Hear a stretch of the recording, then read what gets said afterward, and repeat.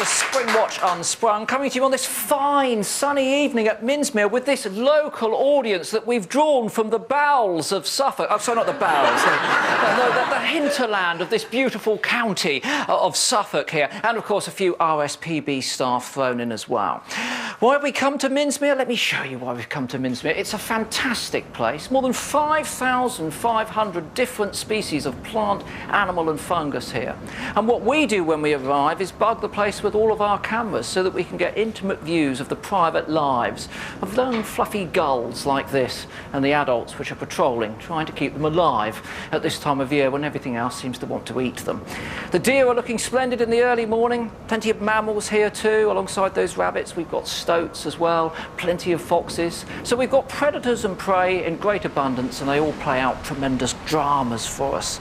So we're set to have an exciting time for the rest of the week and for the rest of the series too. What's this programme about? Well, it's a bit about the audience involvement. It's a bit about other people's involvement. It's a relationship that we have with animals. In our 8 o'clock show, it's principally animals. Here we focus on the human as well. So we like to invite guests into the studio, and we've got a couple of fantastic guests this evening. Now, the first one, I've got to get all my facts straight here. He won Pop Idol in 2002. He's had 4 #1 albums. He sold 10 million copies, got 2 Brits and an Olivier nomination. He is the one and only Mr. Will Young.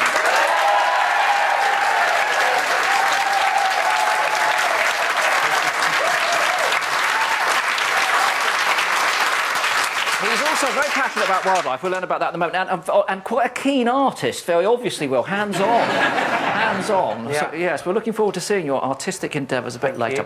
Our second guest. Now, if you're envious of Will's astonishing good looks and his remarkable voice, then you'll be very envious of the workplace of our next guest. Ajay Tegeler works at Blakeney Point. Now, it's a National Trust reserve, but it's also a World Biosphere site. It is simply astonishing, and he's this time of the year surrounded by some of the, well, animals that are even cuter than Will are out there at the moment, lying on the beach. So, Ajay, we're going to learn all about those. Thank you very much for coming in.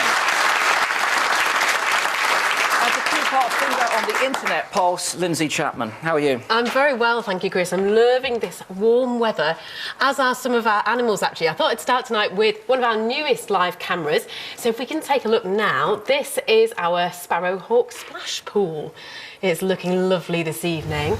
Can't spot anything on there at the moment, but we've got some amazing footage from earlier on.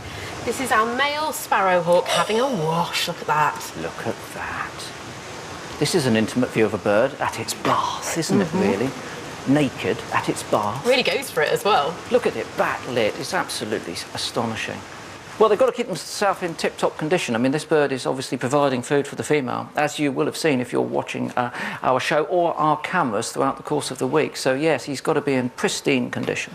And do you know what, Chris? We've had some amazing footage that's been sent in to us by Jochen Langbine. This is fab. This is another bird having a bit of a bath. Let's have a look. Tawny owl. So here we go. This is taken on a camera trap. Watch it. Looking a little bit guilty, popping in, and then really going for it and having a nice splosh. I think they look guilty because they're always worried about predators if they get wet. Obviously, they're not as able to fly as well as they would be able to. And that tawny on the bank there is, you know, susceptible to fox and badger attacks, so he's just keeping his eyes peeled, I think. Actually, just before that clip, it looks both ways to check that nobody's looking, and then it pops in for a wash. So there you go. I do the same whenever I get in the shower. Just check there's no one lurking behind the curtain. You know. We're absolutely loving watching everything that you're sending in, the photographs, the comments as well. Please keep sending them. It's so easy to do. Here's how. Now, it's never been easier to get in touch with us here on Unsprung, wherever you are and whether you use a phone, a laptop or a tablet. The easiest way to find us is to go online and be our friend on social media. So, like us on Facebook and you can post comments and pictures to our wall. Follow us on Instagram and tag us into your photographs. Or tweet us at BBC Springwatch using #Springwatch. And don't worry, if you can't remember all of this, it's explained on our website. There you go, as easy as that. And people have been they've sent in lots of photos, so I thought it was time to sneak a few more of my peaky blinders in. Peaky blinders. I came up with that. This is animals that are peeking, so have a look at this first one. See if you can spot the peaky blinder there. Someone spotted it behind me. Yeah, it was a little owl just peeking over the rock there. Let's take a look at the next one. Now look at that, I like that because not only is it a peaky blinder, but it's also quite gymnastic. There's some aerobatics going on there as well. And finally, have a look at this one.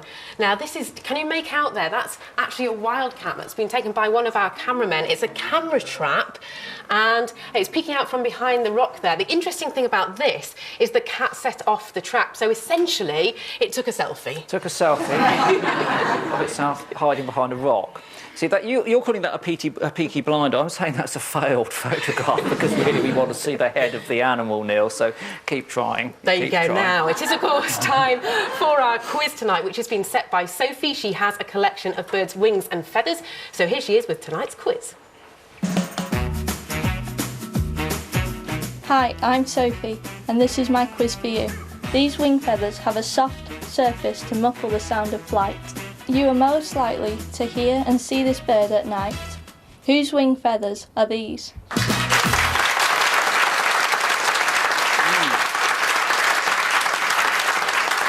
I've got some here, and I'm going to set these off round the audience so you can have a little look at these, see what you think they are. Pass it on, have a think. Absolutely. Do get in touch, send your answers to #Springwatch. I will watch it through the programme. OK, we'll see if anyone gets that later on. Go straight back over here to Will. Will, thanks ever so much for coming in, mate. What a feather. Thank you very much indeed. What a feather. So, Pop Idol 2002 was a massive break. That's an understatement of some magnitude. Yeah, it was. I thought it was a comedy competition, but then I had to sing, so thank God I had the pipes. You had the pipes, here you are. Oh, look, gosh, what? I look like the Joker. Look at me. Well, you've hardly aged. I hardly at all. I know. That's because I freeze myself every night. Now, wildlife, though, has always been part of your life. You grew up with a keen interest in birds. Yeah, I grew up in the countryside, still live in the countryside. I did my first nature walk when I was 7, wrote a short story about it, won the school competition, and actually, earlier today, thanks, I got a £1 book token. Do you remember those? And they did. I was actually at the river today where I did that first nature walk. What about that? Has it changed much? Yeah, it has actually. Oh, really? Yeah. No, they're really good. Near Hungerford is where my family home is, and they've preserved it. Oh, it's preserved? It's OK? Yeah, it's beautiful. Good. But you still live in the countryside now? I live between Cornwall and London. Yeah, I live on Bodmin. On the M4? On the yes, it's not much wildlife. It's very noisy. I live on Bodmin Moor, and that's absolutely stunning. Still tooled up with binoculars? Yeah, although one of my lenses has missed it up. They're so annoying, that. You need a new pair, mate. Yeah, well, I do. OK. We'll give you some advice later. Will you? Yeah, we can, yeah. There's a lot of snobbery in binoculars here. Oh, yeah, I bet there is. Well, my uncle, Dominic, is a deer manager of a few estates, and he's got prime binoculars. Yeah. Last a lifetime binoculars. But you can spend a lot of money. But look, here's you in contact with a bird here. What have we got here? Now that is... No, you might know better than me, but it's a lanner, and I think it's Gaia falcon, because it's not... It's a hybrid. Is that right? Am I right? I'm afraid you've mispronounced the bird. Gaia. See, up until last week, I was saying Gaia falcon with you, but... Oh, were you? Yes, for a lifetime, but we've had to revise it. Susie Dent from Countdown has told us it's Ger falcon. Oh, Susie So you have to put Dent. you have to put 10 pence in the pot, mate. Here it is. Oh, my God, what is this? 10 pence in the pot. Who'd have thought it would come to this? You get 20 pence. 20 pence. Well, you're allowed another one in a moment. So, yes, it looks like a Ger lanner cross. Yes, it was beautiful, and I got to hold it. And then it's the Cornwall Birds of Prey Centre, outside Weybridge, and I'm going to open their barn. They're doing an indoor barn, and I've never got to hold a bird before, and then they're going to teach me how to fly them. Yeah. I'm so excited. I mean, it is fantastic to get close up to birds like they're just, stunning. Even seeing that sparrowhawk, with the pattern down there, I just love them. Beautiful. When it comes to patterns, you're patterned yourself in ornithological form. Tattoos, mate. Oh, yes! God, that's a good link. You're good at this. I should do this for a living. Come on, let's have a look. What have I've you got? got a robin. Yeah, and then Sorry. There you go. That's very nice, actually. It's quite nice, I like isn't the it? simplistic design. Yeah. But it's very accurate ornithologically. Nice shape. What do you think? I'm you like liking that. Robin. Yeah, I almost broke your TV. I don't look like a Christmas card, do I? No. And then I've got this. This Go is on. up the side. I had, by the way, 2 pieces of your chocolate cake. I'm breathing in. Hold on a minute. Let's just make sure we can see that here. I'm breathing in. It's a sunbird. It's a sunbird. It is a sunbird, isn't Yeah. it? Yeah. Okay. And then I want a going for an underwear campaign. If anyone. And now I want an owl. An owl, but I don't know which one to get. What's it going to be? Have his wings closed, wings open? Tawny. Tawny. But any advances on bar now? Anyone? What do you reckon? Well, I'd go for something quite highly patterned if it was me. So maybe sort of snowy owl could be nice. Oh, that's what I was Very just about to bright say, snowy eyes, owl. patterned wings, Oh, they've got those amazing. symmetrical over your back. I'll do a design later. Pop into the caravan. We've got some tattoos over here as Oh, well. okay, what have we got here? Take a look at this. I've only got 6 minutes. Don't hang around. Just while we're comparing. What are you doing? And yours is nicer than mine. That's beautiful. Wow, that is beautiful. Pretty good.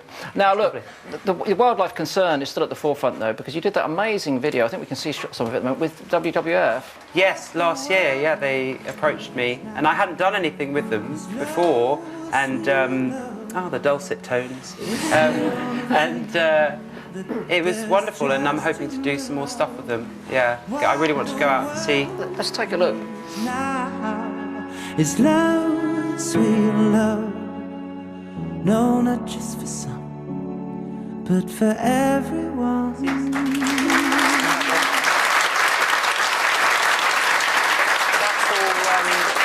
That's all still photos, but then they do something, I can't remember what they do, and it makes it look like it's slightly moving. It's fantastic. It was beautiful, absolutely Yeah. beautiful. Now we're going to spin one on you, a little bird idol competition. Bird idol competition. Speak on, dear friend. Yeah, so we've got 3 contestants tonight. I'm going to introduce you to the contestants and their stories first. So Oh, have a yeah, look yeah, at this, have a okay, look like at the this. talent shows, yes, I like it. This plucky single mum has been working hard day and night to bring up 4 adopted little ones completely on her own. She's exhausted from her efforts, but against the odds, her babies are thriving. This devoted dad has had a tough time lately. He and his partner were expecting their first brood when disaster struck, and sadly, she was killed. But he struggled on alone, regardless. This courageous couple are fighting hard to keep their precious little ones safe, but it must feel like sometimes the whole world's against them. Will they be able to stick it out together and finally hear the flutter of tiny wings? There's the sob stories behind the characters, so typical, but let's listen to them now. The first one we've got up here are the blue tits. Yeah. It's lovely. We all hear it in our gardens. It's nice Yeah, to hear, isn't it? yeah. We go outside. Someone hold that blue tit for me over there. That'd be super duper. Okay, next up we've got the swallow. Yeah. That's nice. Yeah, the chattering. Okay. Chatter, chatter. Maybe you can hold the swallow. And then last up, the stone curlew.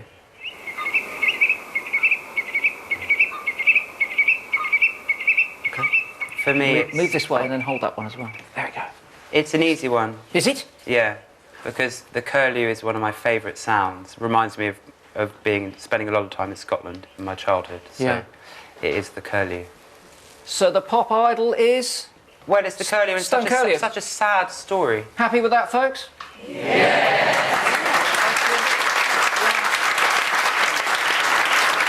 still out there, sat on that one egg at the moment. Still that. sat on that one egg. Anyway, All what are you up to things. next?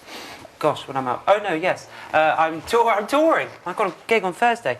I'm doing summer shows. Yeah, and then I've got an EP coming out, which is basically like half an album because I'm lazy. And I recorded it live. I've never done a fully live album, so it's covers ranging from the 60s to the 80s, done with a 5-piece band. Another number one. Well, if only it could be a bestseller like your book, Chris, which is amazing. I've been listening to it. very And there kind. are lots of other books that you can get as well. Other books are available at the BBC. It's very good. Thank you very much. If it went to #1, I'd be very happy. That's very kind. Thank you very much. Now, you fancy yourself as an artist. Yes. You like art. I love art. You put energy into art. Yes. Which is just as well, because all of our guests here are given 10 minutes and a range of artist materials to come up with their representation of Minsmere. It can be a landscape, it can be one of the species. It can be almost anything. So what is it from Will Young? Can I show you? Yes, of course, you must. Oh, God, it's so precious. I don't want to break so it. precious. Just one word, it's abstract. OK. OK. Yes, thank you. Right, OK, here we are. What do we think? What do we think?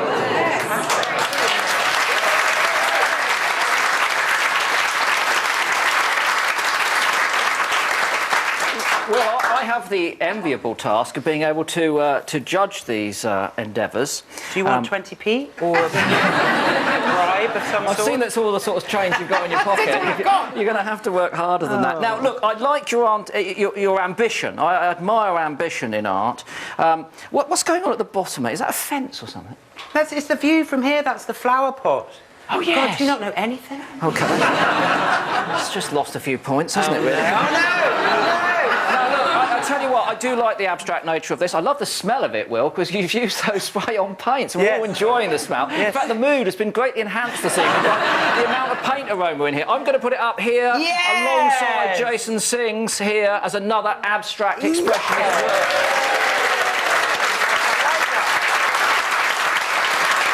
Lindsay, what do you think?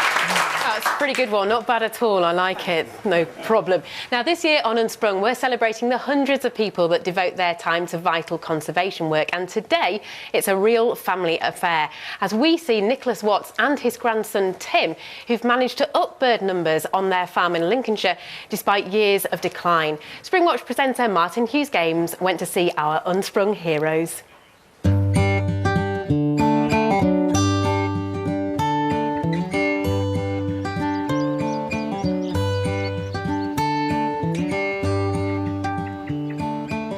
Now, you've been a keen sort of naturalist, birder, all your life, and you monitor the bird species, and I believe you started to notice a slightly worrying trend back then. Well, more than slightly worrying. In 10 years, the first 10 years that I was recording, corn bunting numbers dropped by 90%. And skylark numbers by 60%. That first winter, we started feeding the birds in the farmyard. We had so many birds come, it was a spectacle. Well, I realised that, if we want to see a lot of birds, we've got to breed a lot of birds. And to do that, we've got to create insect-rich habitat.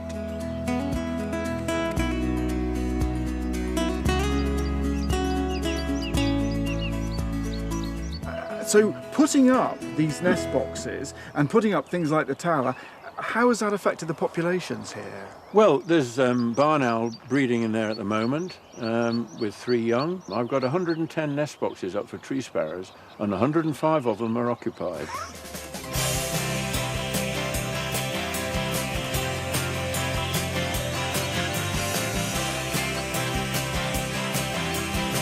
So Tim, how did you get interested in wildlife in the first place? Well, when I was about 6 months old in a pram, I was always pointing at birds. Where have you got all your knowledge from then? My granddad.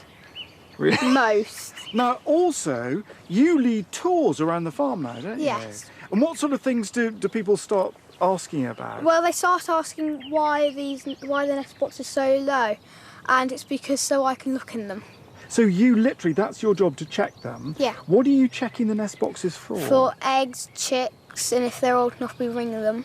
So Tim, why do you think it's important to help the birds? Well, they're declining, and it's like us declining it. We don't want them to go extinct. They're nice, beautiful birds.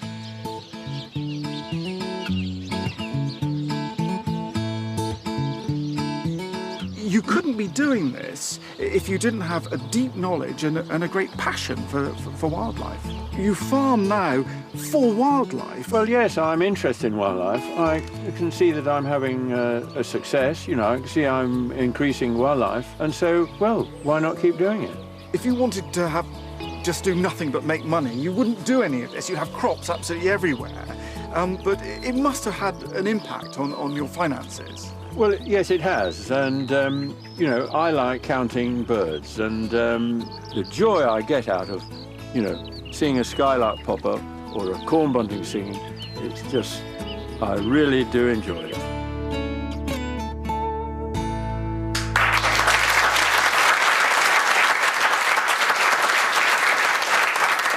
What can we say? What can we say? Tree sparrow and barn owl up by 1,000%, everyone. We're very pleased to present you with one of our Unsprung Hero Awards. There you are, Both of Tim. you, of course. I kneel before you and salute your endeavours. There you go. Young Jim, keep up the good work and learn from the good man. Absolutely. Really good. And we will, of course, be looking at more Unsprung Heroes across the series. There's exclusives on the web as well. And if you would like to nominate someone, just use the hashtag Springwatch. OK, let's go to our next guest. Ajay, please come and join us over here. Thanks very much for coming in, Ajay. Now, Ajay, as I was saying in the intro, you are lucky enough to live in an extraordinary, spend the summer at least in an extraordinary place out at Blakeney. Absolutely, yeah. 4 miles along a shingle spit amongst a wilderness of sand dunes and salt marsh. It's a fantastic place to watch nature. And of course, there's so many important species there, all the seabirds and lots of important mammals as well. And you're pretty much left to your own devices because it's a long walk out if the boat isn't running. It certainly is, yeah, it is. Yeah. So, it must be great. So you spend, 4 months of the year out there? It's 6 months. 6 months? Yeah, 6 months on Blakeney Point. In the rather leaky lifeboat house, though, Yes. which I have had that's not it, by the way. It is leakier than that building. Has anyone else been out there? Yeah. When the wind blows, you can feel it in your sleeping bag, can't you, to be quite honest with you? But, so we're not envious of that, but a superb place to be. And wildlife highlights, I mean, it's got sandwich terns, it has, little terns, of course, little very terns, important. yeah. And you're working with the little terns. What are you up to? That's right, so we're involved in an EU Life project led by the RSPB. And of course, little terns face so many pressures from food availability to disturbance by people and dogs, through to predation as well, but also flooding as well. And so, so many nests are getting flooded that the answer came from across the country. There's people been making these decoys to Ida Bash, and this is one we've made. Oh, yes. And the idea is that these look like little terns, and you put them Vaguely. in the suitable places. Well, yeah. It's a little hell of- terns think so. Yeah. It's a hell of a beak on that little tern, to be quite honest with you. Well, if it's too fine, it falls off. So, Yeah, of that's course, Mark yeah. II. Yeah. Yeah. And they come and settle next to them. So we put them in areas that won't get flooded, Right. and the idea is that they then successfully nest and they don't get flooded. And this has worked on Blakeney Point. Last year we had 11 nests, 11 pairs nested next to the decoys and all fledged young. So you passively move them. You also use the calls, don't you? We can hear a little Absolutely. turn now, Yes. I think.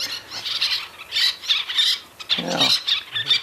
So it works. You basically lure them up the beach, as it were, Yes. out of the flood zone. But you mentioned dogs and disturbance there. What's the policy on Blakeney with dogs particularly? There are dog restrictions, yes. So where the little terns are nesting, no dogs are allowed. They're allowed in certain places away from the nesting birds, but kept on leads. Dogs on leads, definitely. Dogs on I'm leads. very pleased to hear that. Very pleased to hear. Well, good luck with that project. If it's working, then little terns should benefit because they have terrible problems all over the country, of course. Yes. But at this time of year, it's an exciting time for you. It's seal pupping time, isn't it, for common seals? For common seals, Yeah. yes. Yeah. And how many have you got? We got 2 so far. Yeah, the first one. So we're just at the beginning of the pupping season. So they're just starting to appear on the point now. And this is one of your photos. Yeah, that was last week. Last week, was it?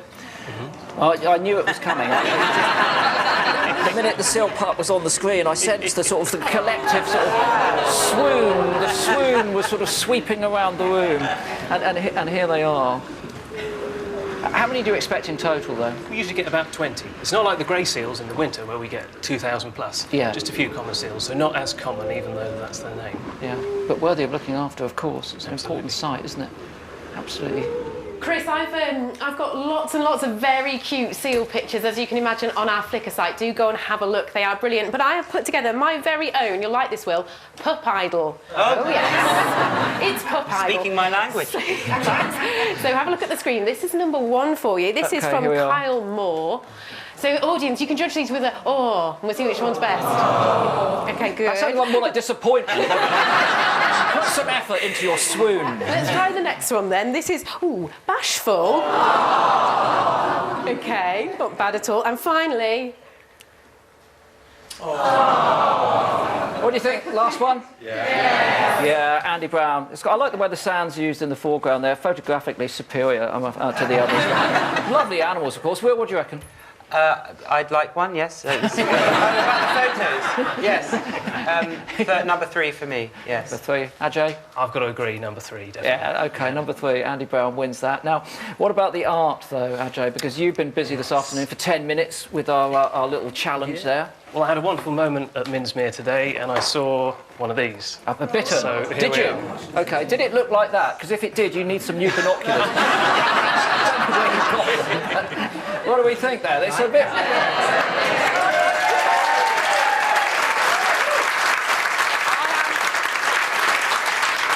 I'm kind of liking it. It's got a bit of sort of, that Munch's, the scream about it. Maybe it's a version of Munch's, and we could call it the boom instead of the scream. But the bug-eyed bittern in the reeds, I'm going to say, yeah, I think it's better than the robin. I'm going up here with that. I'm going in there, and it's going into. No.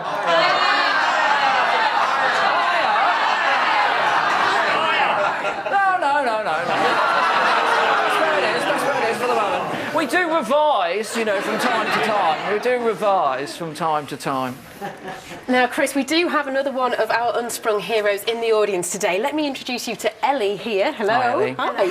Who is one of the UK's youngest bird ringers, but you're super qualified, is that right? Yeah. Tell us a little bit about bird ringing. What's it like? It's amazing because you get to hold loads of different kind of birds. It's really just like a privilege to feel them and just... Amazing. And you love getting other young people into wildlife as well, which is something we really care about. So we would love to give you your certificate. Well done, you.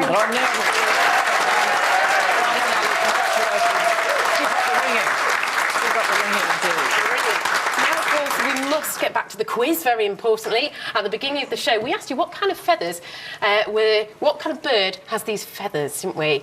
So I've had quite a lot of guesses in, actually. Buzzard, hawk, barn owl from Michael Adam Dunnock. Any guesses in the audience? Tawny owl. Interesting. OK, well, let's find out from Sophie just what they are.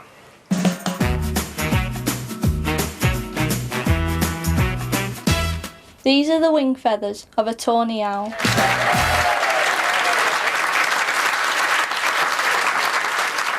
someone's either getting that right. Natasha Brown, Andy Hood, Kath Scott, John Green, Jill, Will's Birding, Camo Dave. Well done, lots of people. Excellent, yeah. Soft, distinctly marked, obviously in the hand, easier to identify, but the tawny owl, undoubtedly the case in part. What else have we got? I'm going to sneak in a little question for you.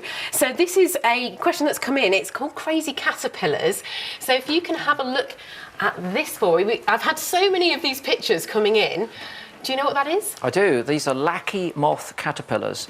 They're quite easy to identify, not only because of their stripy bodies, but because of their smiley face. You remember the smiley badgers? Mm-hmm. They have two large, they're not really their eyes, they're markings on the top there.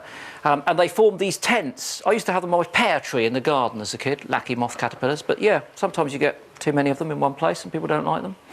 I rather do like them, actually. There you go, thank you. And I've had this wonderful picture that's come in of a stoat by Kieran Earl, who's 13 from Manchester. I love the head. The head's nice. I like the stylised body. Yeah, I mean, honestly, Will and Ajay should have taken a leaf out.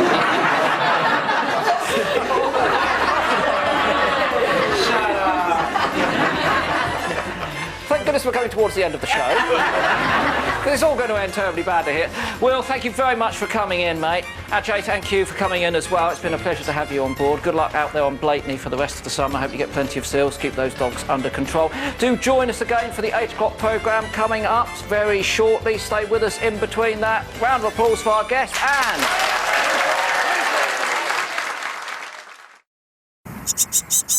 This is a blue tit nest box.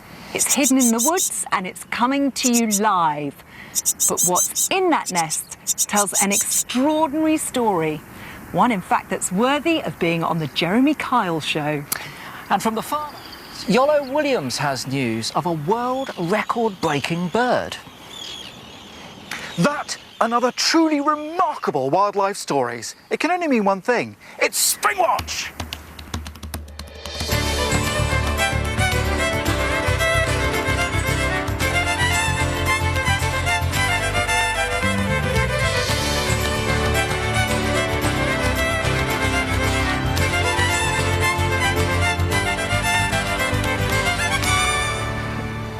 Yeah, Yes, hello and welcome to Springwatch 2016. It's our second programme of our second week, coming to you on a very fine evening here at RSPB Minsmere. We've had a super day, and I've got to say we've got a super show coming up with some astonishing revelations. I can think of at least 3 astonishing revelations that we're going to reveal in an astonishing way in this programme. As Chris says, it's going to be a fabulous show. It's been a fabulous day. Let's start with a fabulous bird. This is our sparrowhawk live. She's patiently sitting on that nest. She's got 5 eggs. We don't know when they're going to hatch, but we know it could be any time soon, so keep your eyes on the live cameras. Wonder when it's going to be, though. Should we take a sweepstake? Yeah, sweepstake, good idea. I'll go first. I reckon it'll be Friday. What do you reckon? I'm going to go Saturday, actually. Yeah, weekend. Keep your eyes on those nests at the weekend. That nest, I reckon, Saturday. You can make a guess too, see if you're right. But you know, having that camera on that nest means we've had extraordinary footage of that sparrowhawk. And our nest watchers notice this rather bizarre behaviour. Keep your eyes on its eyes. Look at them. They're contracting, they're dilating, they're going off in different directions. It's really rather bizarre. Chris, what on earth is that sparrowhawk doing? Is it focusing on something? I think it is. I think it's focusing on different things at different distances and in different light levels. I mean, the thing about the iris sphincter of birds, that muscle which controls the pupil, the black hole in the middle, is that it can move far more rapidly than the mammalian iris can. So that rapid contraction is something that we see. But at the same time, it can also shift the position of the lens in the bird's eye itself, which means it's changing the focal length of that. So the bird there is probably focusing on different things, as I say, at different distances in different light, and that's what it's doing, independently with one eye and the other at the same time. I could do that with cross-eye. I can't do the sort of dilating and contracting, but I can sort of do that, and then I can do that, and then it's like that, you know. It's not an attractive look. And we apologise to all of the viewers at home watching that in HD. It's not what you wanted to see, is it, really? Won't do it again. But what you might want to see is this, because we've been able to look at another aspect of the sparrowhawk's private life. There's a small pond down in the woods. We can go to it live now. There's a log on the side. The sun has set off of the pond now. People have been watching this camera and they've been privileged to see something that I've never seen in real life, and it's this, the sparrowhawk at its bath. And this is the male. It's come in earlier. And it's there, flapping away, as you can see. That is incredible. I mean, imagine seeing that in your garden bird bath, Chris. That would be a it in your bath. Imagine seeing your own bath. I've occasionally seen a poodle in my bath, but never a sparrowhawk. But what they do here is he's jumping up onto the side, I think, because obviously when the bird is completely sodden, its takeoff speed is dramatically reduced. They're vulnerable to predators. So that bird's had a quick look round to make sure there's nothing there, and then it's gone back in to finish its bath. But it's beautiful, Michaela, backlit by the sun. Oh, imagine photographing that bird now. Don't say that. That really has upset me. I'd love to photograph that. I mean, that's on our live camera. Really privileged. Look at the reflection. Oh, don't. Oh, I mean, it's just fantastic. But look, when it takes off, wait for this. A champagne explosion of spume. It's spume.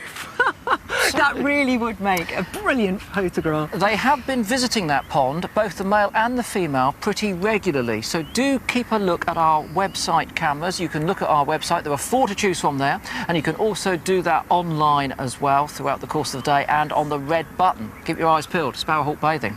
Now, on Thursday, we introduced you to a new nest. It's a little bit smaller and maybe a little bit duller than the sparrowhawk, but it's interesting nevertheless. It is the dunnock. Here it is live. Now let's have a look what's in there. We can just about see one of the chicks sleeping, I think. There's 4 chicks in there. They're 10 days old and they're nesting in the gorse bush, which is just by our veranda. But Chris, on Thursday, you said, don't underestimate the dunnock. No, I said never. Never underestimate the dunnock. I said it emphatically. You said because they have a really interesting and complex social structure. But can I tell you, we've been watching our birds and it seems that ours haven't. They're actually quite ordinary, our specific ones. They have been a little bit ordinary. Let's see what's going on at that nest. There is 1 female in attendance, of course. We have 3 chicks in there at the moment. And what we were hoping to see was the fact that the nest would be attended by more than 1 male. because these birds can be polyandrous, that is, more than one male. They can equally be polygynous too, that's more than one female in attendance. But Michaela, they can also be polygynandrous. That's a good word. I like a polygynandrous. That means a group of males and females together. And this is extremely unusual in the bird world, but we do see it in dunnocks. It's only recently been discovered because up until that time, their sort of social sex life has been a complete mystery. And the reason that they do this is that during the breeding season, both males and females have separate independent territories. The males overlap the females, and so therefore you may have a male with two female territories there that he might be attending. But also, males can have supporting males, mates if you like, that are subservient to them in their own territory. The benefit being they can keep out other dunnocks, but the downside being that that male will also be attending the female. So it's a fascinating thing. We haven't seen it with this pair yet, but keep your eyes peeled, because we used to call these things, we call them dunnocks now, they used to be called hedge sparrows. I think we should call them hedge swingers, to be quite honest with you. Keep your eyes peeled on the hedge swingers. Now, talking of which, where's Martin?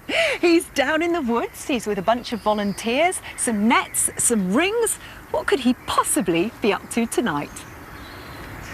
You're absolutely right, Michaela. I am down here in the wildwood. It would be perfect, except we're surrounded by mosquitoes the size of World War II Wellington bombers. But apart from that, I'm down here for a very important reason, because I'm going to join in tonight with one of the most important surveys that they do here at Minsmere, checking the bird populations. Now, every 10 days or so, the Waveney bird ringers set up their stall here, and I joined them this morning. Now, they will catch as many birds as they can, they'll measure them, they get all sorts of data. Look at that one upside down there. And then they will let them go, they'll ring them and then they'll let them go. Now, I should point out that, of course, you've got to be licensed to do this. And the Waveney bird ringers are licensed up to the hilt.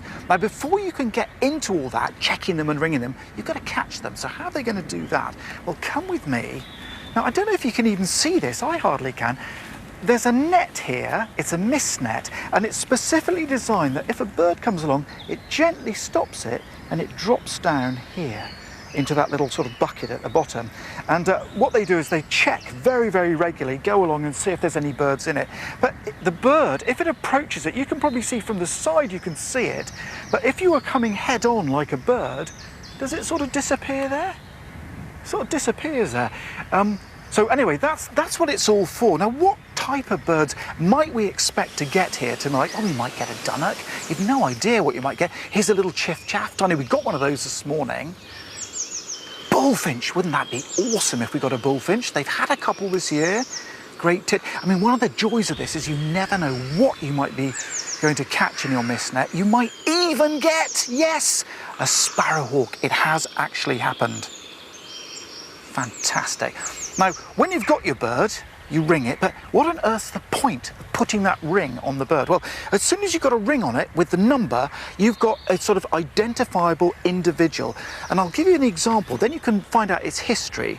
They caught here recently a little whitethroat, a little small bird. It was ringed. That ring told them that bird had been back and forth to Africa 3 times. It's 4 years old, and it had travelled a total distance, they've calculated, of 21,700 miles, all from that little ring. If they didn't have the ring, they wouldn't have known any of that whatsoever.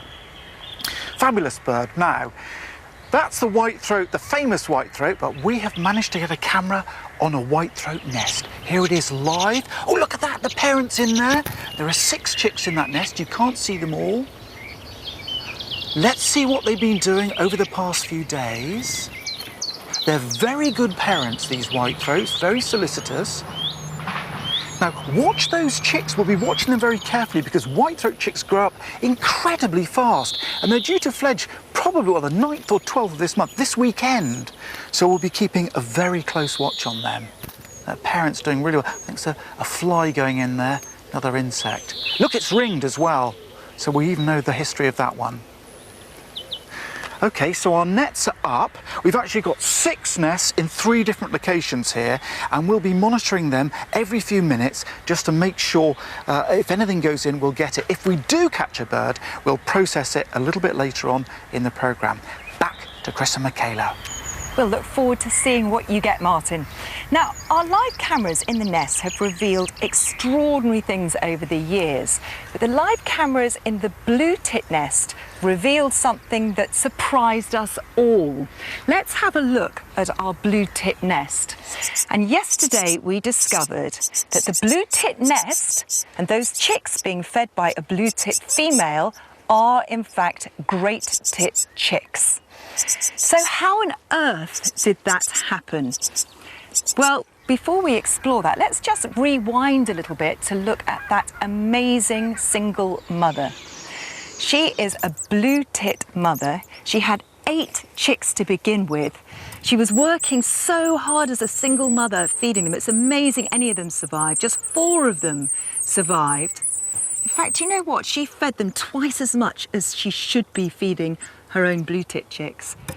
She brooded them, she fed them more, she cleaned the nest. But as they started to grow feathers, we noticed that in fact they were not blue tits at all.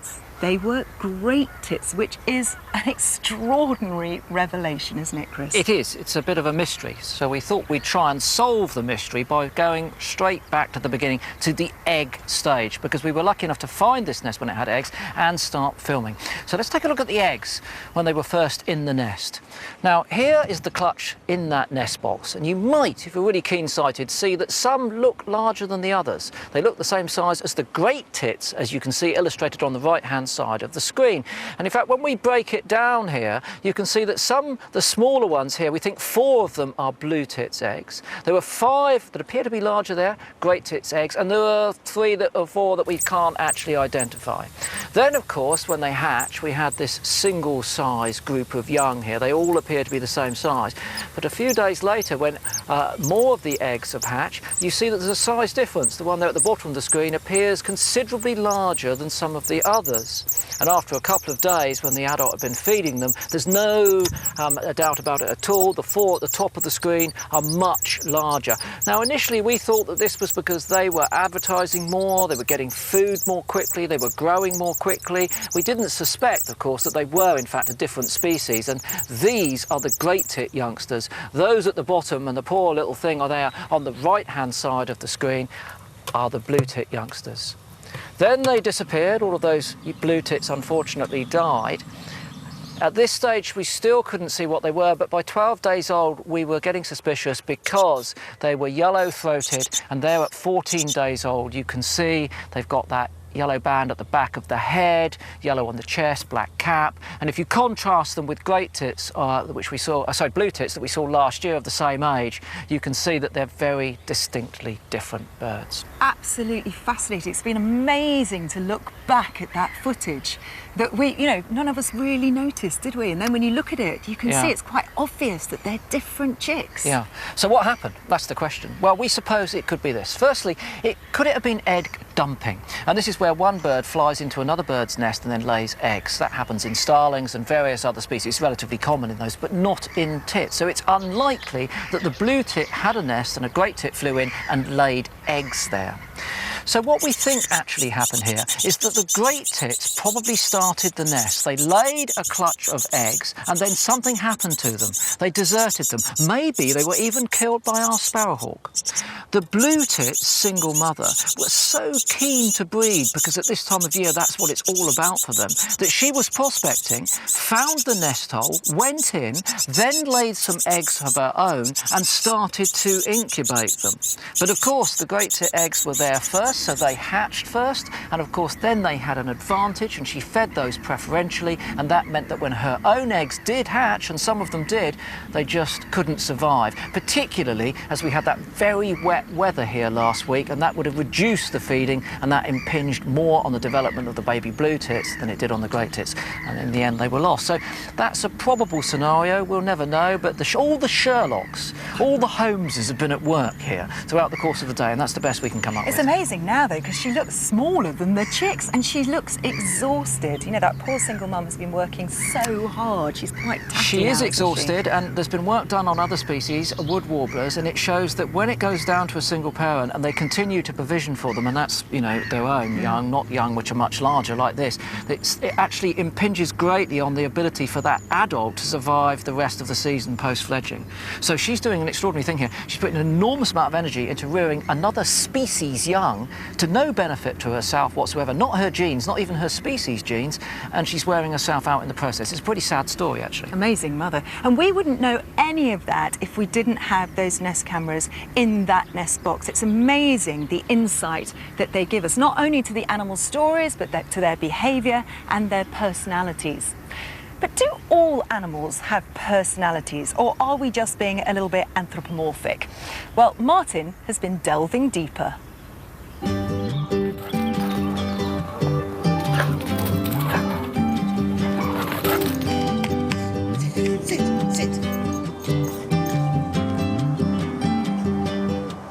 Now this is Pip. She's loyal, she's a little bit greedy, and she's as brave as a lion. Nothing bothers Pip. But other dogs are quite timid, some are more aggressive, some are more playful. And dogs, like many mammals, have got real personalities. But how about invertebrates? You know, things like insects, spiders, snails. Have they got personalities? Well, there's one group, the mollusks, that may be just about to change our perceptions completely. Meet the cephalopods, otherwise known as octopus, squid and cuttlefish. And all of them can be found right here in the British Isles. What's fascinating is that new evidence suggests these underwater animals may have distinct and even complex personalities. Dr. Gavin Cook of Bangor University has been carrying out research into the mind of a cuttlefish. To investigate this theory further, Gavin has set up an experiment. Ah, well, here they are. Yes. In one tank is a timid cuttlefish, and in the other, a braver animal. Both are siblings and were raised together in captivity. This one seems to be hiding away now. Yeah, this one's mimicking the environment. It's got the right colour, it's got the right texture too. This one is much more conspicuous. You can probably see this one much clearer. So that's very distinctively different, and yet they're siblings. For this test, we're going to present each animal with two prey items of different sizes, one small crab and one large crab. Neither cuttlefish has been fed, and both should be equally hungry. By analysing their reactions to the size of prey they choose to attack, we can determine the temperament of the individual. These guys are very delicate, they injure easily, they often don't recover from their injuries, and bacterial infections can kill them ultimately. So a risk-averse cuttlefish would treat their prey more delicately and be wary of them. Oh, OK, let's see what it does. Exactly as you thought, very, very little response. It's not become conspicuous in any way, so it's perhaps a little bit wary of revealing itself right now, which would indicate that it's possibly a shyer individual. So this one is shy. It doesn't overcome its fearfulness of the environment to hunt even the small crab, yet it must be really hungry. What will its sibling do when presented with the same options?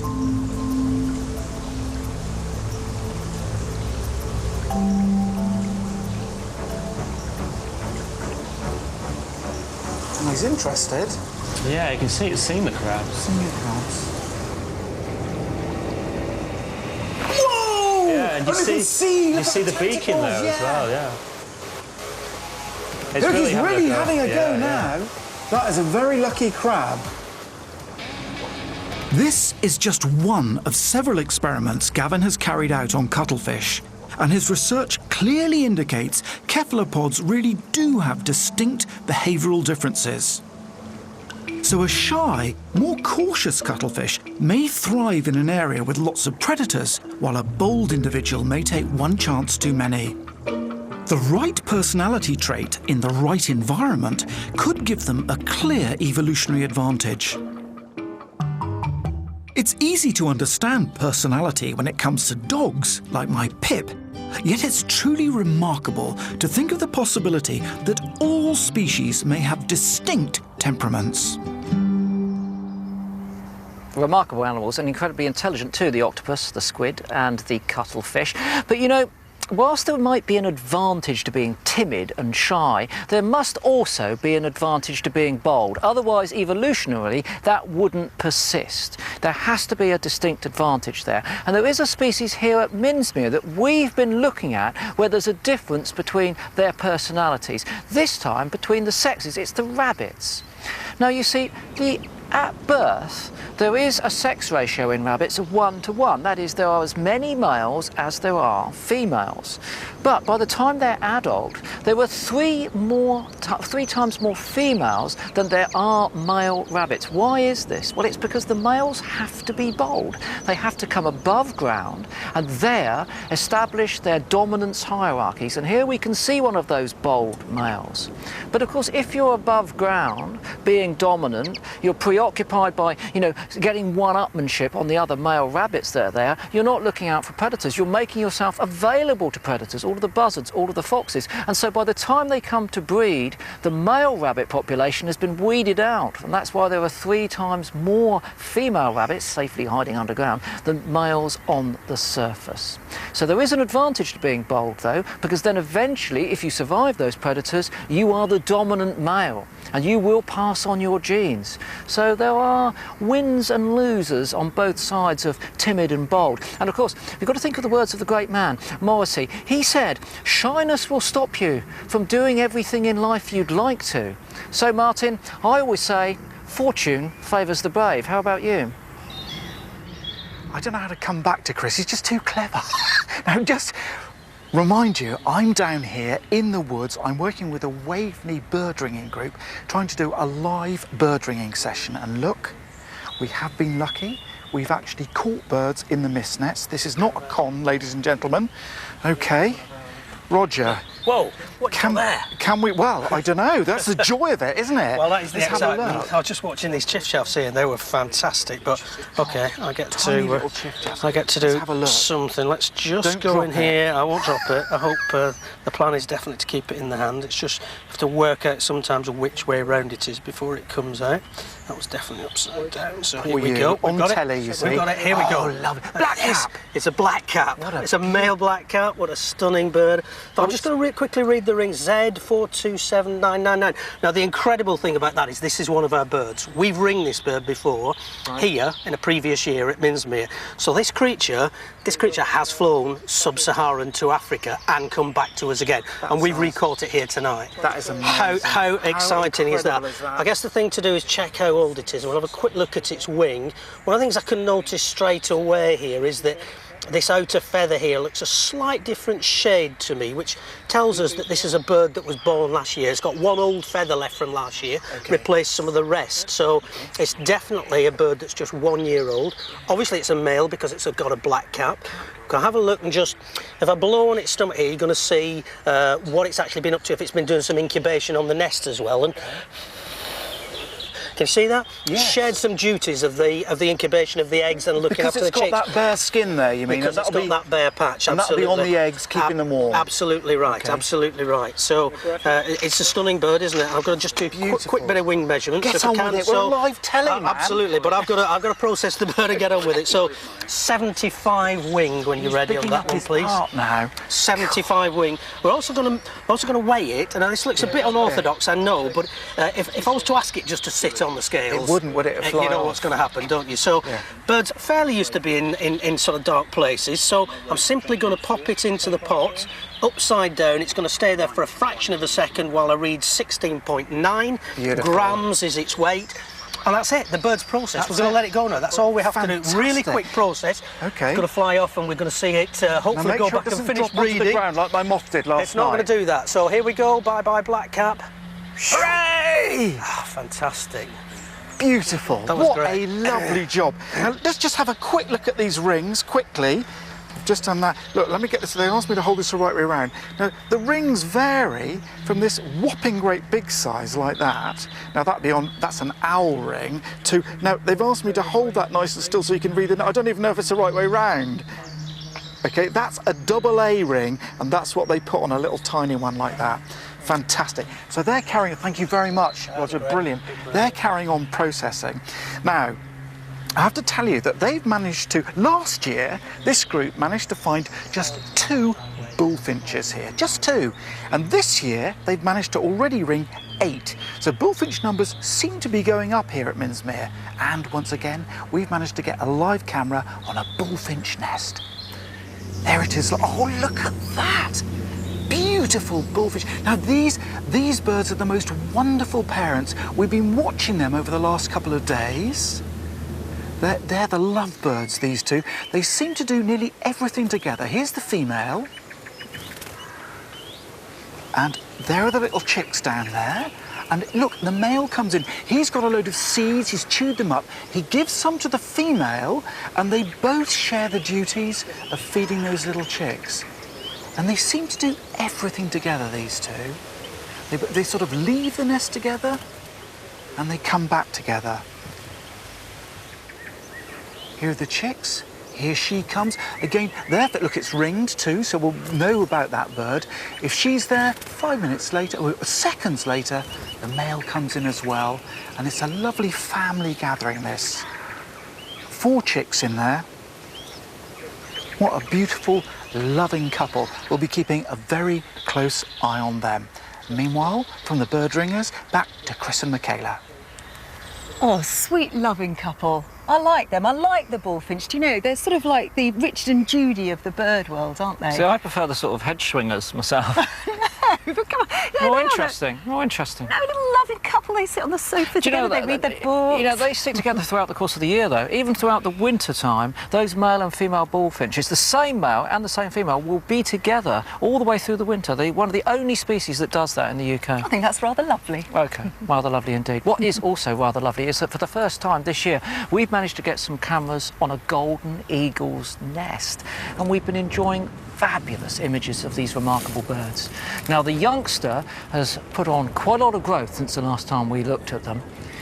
And here it is. It's nearly 3 weeks old now, standing upright, not on its feet yet, but on its haunches. It's resting on parts of its legs. But look at the crop here. The crop is that organ you can see on the top of the bird's chest, and the crop is an expandable muscular pouch, and it's used as a temporary food store. It's also used to separate the indigestible parts of their diet, the bones, the fur, the feathers, so on and so forth, so that they can produce a pellet. And from 20 days old, so from this period that we've seen here now, the young bird is just like the adult, producing perhaps a single pellet daily, which it will squeeze out of its mouth with all of the indigestible bits in it. We have been really lucky. We've seen such gorgeous shots of the mother feeding the chick. Let's just have a look, though, because there was something last week rather interesting that we noticed. Now, for the first 30 days, the mother will have to tear little bits of flesh off to feed the chick. But just look, while she's feeding, she seems to be dribbling quite a lot. As I say, it's not very endearing for the young. It's refusing to take that bit of meat. But we wondered whether that was to lubricate the meat, especially when it has got a little bit of fur on it, it's a little bit dry. Then somebody suggested that maybe it was gut fauna, a little bit like us taking a probiotic. It's got bacteria in it, good bacteria, and it helps it swallow the food down. I mean, what do you think? Could it be gut fauna? I'm going for lubrication without a shred of a doubt. Yeah. You know, because the mouths of birds can be incredibly dry, and particularly if it's trying to feed a young bird things like fur and feathers, it wants them to slip down. Mm-hmm. Although I have to say, for the first few days, the adult does try to just feed them meat without any of that.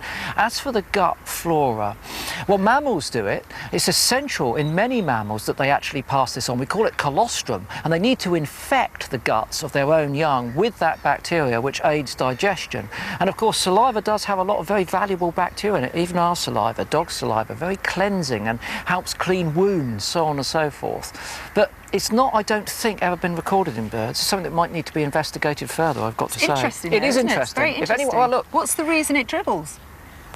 Well, lubrication, perhaps colostrum, who knows? But I mean, look, someone out there might know. If you do, we've tried to research it, get in touch, we'd love to know, But we've also had a privileged view to look inside the mouth of an eagle. I say a privileged view because this is what you get. Look at this here.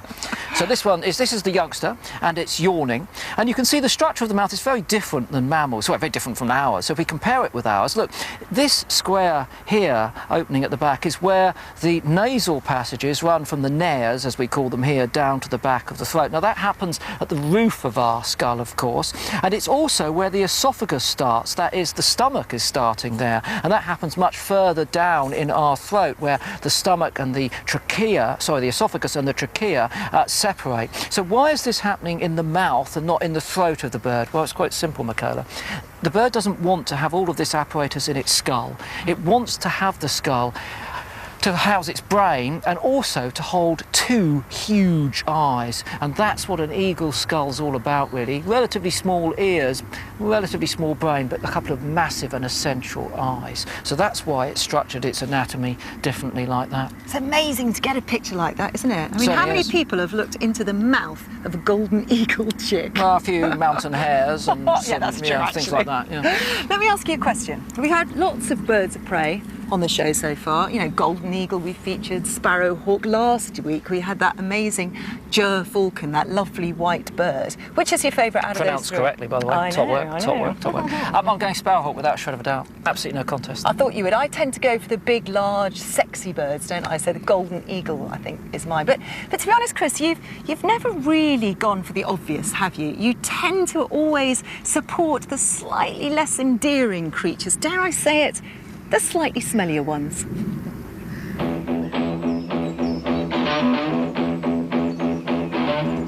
The grass snake is one of my favourite animals, but it's very elusive and hardly anything is known about its distribution and population in the UK. So when I heard there was a site just up the road in Norfolk where Angela Winnett was studying them, I simply couldn't resist a visit.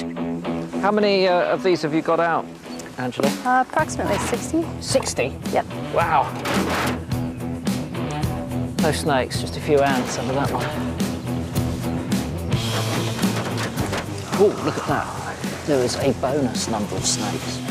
Oh, and that's that male there as well. 4 grass snakes in one go. That's a great catch. More than I've seen. Pretty good, isn't it, really? Yeah. And this one's venting already there. Look, I mean, it's not something you want to see in close-up maybe, but oh, the smell. Now, I like it, Angela. What's your take on the smell?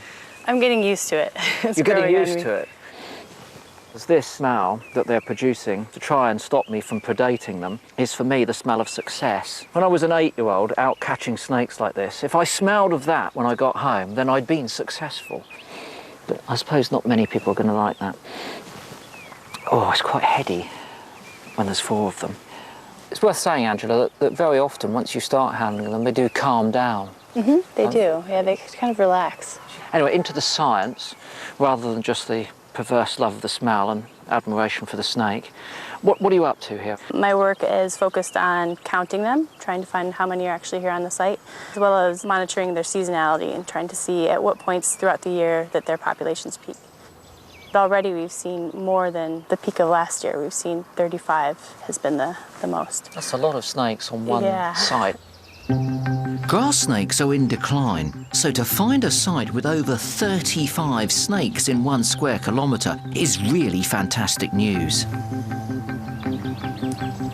Angela is using a unique attribute of the snakes to help her count correctly. Well, you're doing something which I really wish I'd thought of doing when I was a kid, and that is that you're looking at their ventral scale patterns here, aren't you? Because these are individual to each snake. Yes, they're a great sort of fingerprint to be able to tell individuals apart. The ability to uniquely identify individuals means that Angela's survey will avoid double counting the same snakes and give really accurate results. Okay, whenever you're able to move your fingers away. Yeah, you ready? Yep. So once you've got these photographs, it means you can identify these individuals. You can see whether they're moving around this site, whether they're coming back year after year. Absolutely, yeah. And I hate to say it, but it's smartly simple, isn't it? So it's something that could be done anywhere else in the country. Yeah, we don't know how to conserve a species if we don't know what its status is. It's really important for conservation to see what these snakes are doing and get out and find them. Yeah. Beautiful, absolutely beautiful. Let's put her back underneath her shelter over there. And there you go. It's great, wasn't it? 4 in one go. If that happened when I was about 8, I'd be bragging about that for weeks. 4 grass snakes in one go. Brilliant. Grass snakes, fabulous, can never get enough. But look, here are the photographs that Angela and I took that afternoon. And you can see that this pattern here, the ventral scale pattern, is very clearly distinguishable. Look, one little black mark here, one here. This one's very different with 3 across here. A couple of black squares on this one. And it's retained from year to year, even when the snakes molt there and shed their skins, of course. Now, I've got to tell you, it's perfectly legal for you to pick up grass snakes. So this is something that you could do for yourself if you have a population of them. But can I ask you to get some advice before you do that, because you have to handle them very, very gently. They're soft-bellied and you don't want to damage their internal organs. But building up a database like this, like Angela is doing, across the country, looking at various populations would be a good thing, because we do need to understand more about these animals, just as we do a species of snake that we have here at Minsmere. And one of the ways that we monitor these is by putting out sheets of corrugated iron or plastic. These are very attractive to the reptiles because they warm up, and these animals like that, especially first thing in the morning. So here we have an adder on top of a piece of steel. Of course, when it gets much hotter, then that steel gets way too hot for the snakes and they beat a hasty retreat. Beautiful animal, the adder, of course. Easily distinguished from the grass snake, as you can see there, that zigzag pattern on the back of this female adder. It's very diagnostic, no danger of confusing them. And of course, when it does warm up, they take shelter underneath the corrugated iron. So we thought to ourselves, well, why don't we put a camera underneath there? We might be able to see some snakes. What have we seen so far? Well, we've seen a beetle, and we've seen a snail, and we've seen a large slug, but no adders. But that might be one of our live cameras on the website, so keep an eye on it. I'm certain at some stage an adder will sneak underneath there. Martin, Michaela. Be great to see an adder under there, wouldn't it? I'm so jealous. 4 grass snakes in his hand. I know. Beautiful. He was very stinky when he came back from that. He loves it. Now, as we know, Minsmere has a variety of habitats. We've got grasslands here, reed bed behind us, we've got the woodland just over there. But one of their most famous is this one, and we can go to it live. It's the Scrape, a series of islands that are surrounded by a shallow lagoon, and it's ideal for ground nesting birds like gulls, terns and avocets. And you can see there's plenty of action on that Scrape at this time of night. We've got live cameras also on an avocet nest. Here it is. Now, it's just one of 101 pairs that are nesting on that Scrape this year. That's 10% of the UK breeding population. Now, they usually nest the 3rd week of April, so this pair is either late or it could be a second nest attempt. Very important nest that, though. The RSPB managed that Scrape specifically for these birds. They're very beautiful, aren't they? They're so elegant. They're gorgeous. Very elegant. They're lovely. Now, the eggs of that avocet are due to hatch any time now, but when they do, they're going to join a whole throng of other chicks down on the Scrape. Especially these little ones. These are black-headed gull chicks moving very slowly. I don't know what's going on. It's in slow motion, though. But they don't look anything like the parents at all. They're interesting. When they hatch out from the nest on the Scrape, quite quickly they'll leave the nest and move around looking for food. They're called precocial. And of course they can swim, not terribly well. They can swim, be carefully looked after by mum and dad. At the moment, I think they reckon there's something like 2,000 chicks down on the Scrape of various sorts. An epic number. But you know, Martin, they're not the only gulls, are they, on the Scrape? There are also black-backed gulls flying around, and they are the pirates of the Scrape. plundering lots of the chicks. Now, I warn you, this is a bit gruesome, but if you can bear it, it is very interesting. This gull flies down as soon as it gets down to the scrape. It gets mobbed by all of the other birds. It's not going to give up, though, because this is easy pickings for this gull. And if you look, you can see that the black-backed gull has got a black-headed chick in its mouth. Flies off with it, and look what happens next. Doesn't waste any time, it swallows it whole. As Martin said, there are about 2,000 chicks here. So the gulls are certainly making the most of it. Sees one in the water, it fights off a few of those black-headed gulls again, gets the chick, is having a bit of a problem flying off with this one because it's quite large. Has second thoughts and drops that chick. Maybe a lucky escape for that one. But as I say, there are lots of chicks there, and it gives them plenty of opportunities to have a very quick and easy meal. And there goes another one. Straight away swallowed it, didn't it? But it's not just chicks, Martin. Look at this one. Flies down again, it's getting mobbed. Goes to the nest and it takes an egg. In this case, the egg gets dropped. But they really don't give up. It's like a chick banquet. And those black-backed gulls are absolutely relentless. It's amazing that anything survives, actually. In fact, none of the avocet chicks so far this year have survived because they've all been predated. I'd just like to say, ladies and gentlemen, she just inhaled a midge while she was doing that bit and carried on. She's a proper trooper. Absolutely, we're surrounded by them now. But it's not only the gulls that are causing problems for the avocet, potentially. They've got some trouble with the neighbours. Now, the neighbours are shell ducks, and of course there's not much territory there. Here's the avocet. Everyone's running away, and that's because in comes the shell duck with all the chicks, making that poor avocet very, very nervous. And now she gets her own back here because seeing the chicks are on their own, the shell duck chicks, in she piles, hassling them.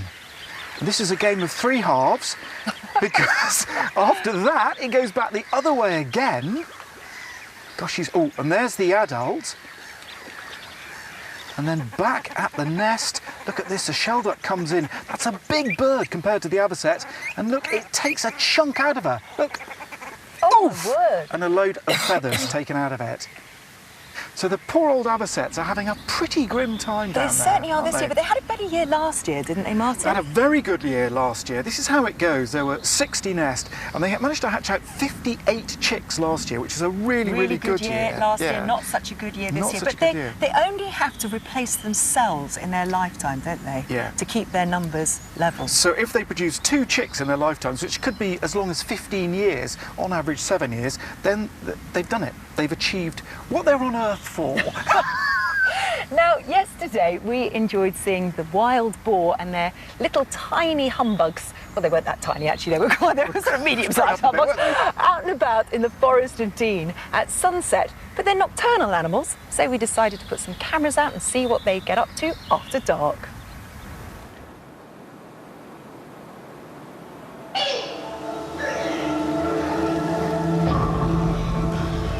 The Forest of Dean looks rather ghostly on our nighttime camera.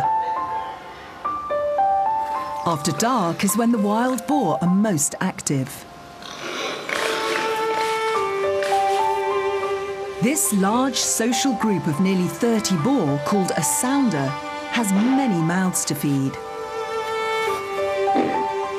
With the cooler evening temperatures, cold can be a killer for the little boarlets. Their tiny bodies glow white hot on our special camera. But this is just the start for them of a long night of foraging. Their highly sensitive, food-finding snouts leave trails of warm breath in their wake as they rootle. Moist noses are key to picking up the scent of buried food. And as each patch of woodland is exhausted, the dominant sow keeps moving the sounder on.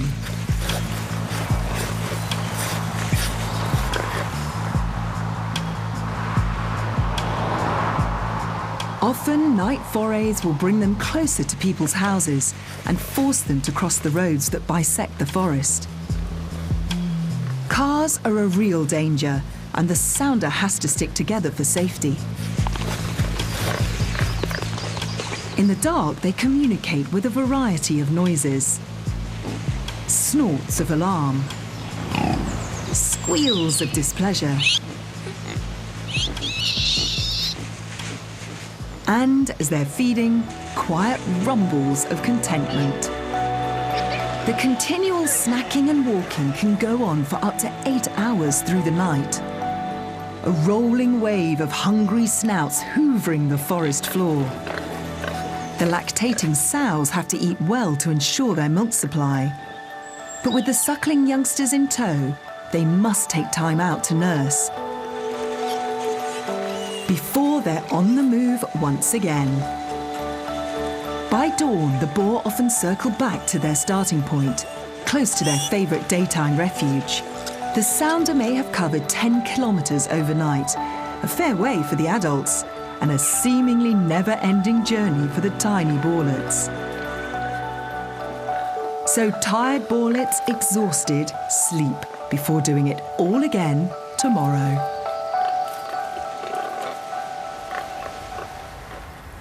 Enchanting views of those boar at night, I have to say, rather magical, like a fairy tale down in the woods there. Do you think You know, so? I'm quite taken by the You boar. like that? I am taken by the boar. Unfortunately, not everyone is taken by the boar, and we will be investigating a human aspect of their relationship tomorrow night, so stay tuned for that. Now, we have been featuring lots of super mums tonight, and we're going to show you another one that actually inhabits a lot of this grassland. It's become quite a character on Springwatch, and it is our mother stoat. Now, yesterday we saw her predate a rabbit and drag it off to feed her kits. Well, our cameramen have managed to follow her again yesterday, and they've got some gorgeous shots of the kits. It's a real treat to see. She's got 8 kits. Here are just 3 of them that she's moving. We were never quite sure how old these kits were. But they start moving about around 5 to 6 weeks, and they start making their own kills at 11 weeks. They're not doing that yet, so they must be between 6 and 11 weeks, and we're guessing that they're probably about 9 to 10 weeks old, because the average date of birth in Suffolk is early April. Look, she's left one behind. Did you see it? She stood up there, called it, took absolutely no notice, so she went to get it, and now it's following her. They're really lovely to see, though, aren't they? Absolutely beautiful. Well, now, of course, she's moved 3, and now she's got to move the other 5 as well. Now, this isn't terribly unusual. Stoats will often, once every couple of days, keep moving their kits around. But it's amazing how bold they are sometimes. Sometimes they're incredibly shy, but look at this. The whole family walking right by visitors to Minsmere here. They must have been getting amazing photos. Fantastic photographs. No, right by their feet. It's amazing to see them all trotting across the grass like that, off to their new home, wherever that might be. Yeah, she sort of bounds across the ground, and they sort of slink across, don't they? Yes. And when she's coming back here, look, with the other 5 of them, it's almost like they're stuck to her. They move almost as one animal. Like elvers through a stream. Stoats and their young move through the grass. Look at that. Now, why are they moving? Well, it could be that the den where she's had them has been disturbed. Pretty unlikely, really, because there aren't that many foxes here. Badgers might have found them, of course, but it's equally likely that she could be leading them to food, because if she has caught another adult rabbit, we saw the struggle she had before carrying the food to them. Sometimes she'll do the reverse. She'll go to them and move them to the food. It's a huge family to feed, and it's a huge family to move. I mean, imagine that, moving house every couple of days with 8 kids in tow. No, I don't fancy Slightly that. stressful. Now, if you've been reading the papers today, you may have seen a bird hitting the headlines. It's an Arctic tern, it's an extraordinary bird, and miraculously, Yolo Williams up in the Farns has managed to come face to face with this headlining tern.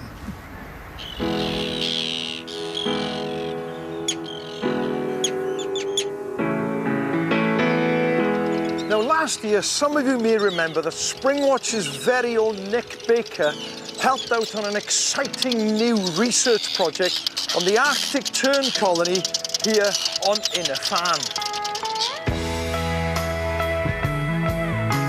Dr. Richard Bevan and Dr. Chris Redfern from the University of Newcastle designed and successfully fitted 28 geolocator tags to try and unlock the secrets of the incredible migration of Arctic terns from this colony.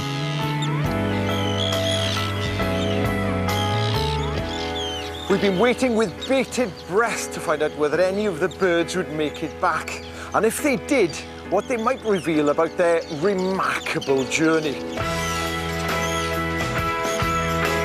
Well, I'm delighted to be able to tell you that many of them have been spotted back on the island. And Chris and Richard have returned today to try and retrieve some of their data. Richard, Chris, how are you both? Hiya. Nice to see you. Hiya. You? You must be like expectant parents, aren't you, waiting for these birds to come back? It's very stressful. And I have to say, Chris, I thought I had the worst hat on the island, but you take the prize now. The prize has gone over to you. Well, that is 2 hats. So, how's it been for the terns so far? They've been a bit slow to actually settle down compared to perhaps last year. You don't want to get them straight after they've laid, but sort of a few days afterwards, so that they've got that bond with the nest.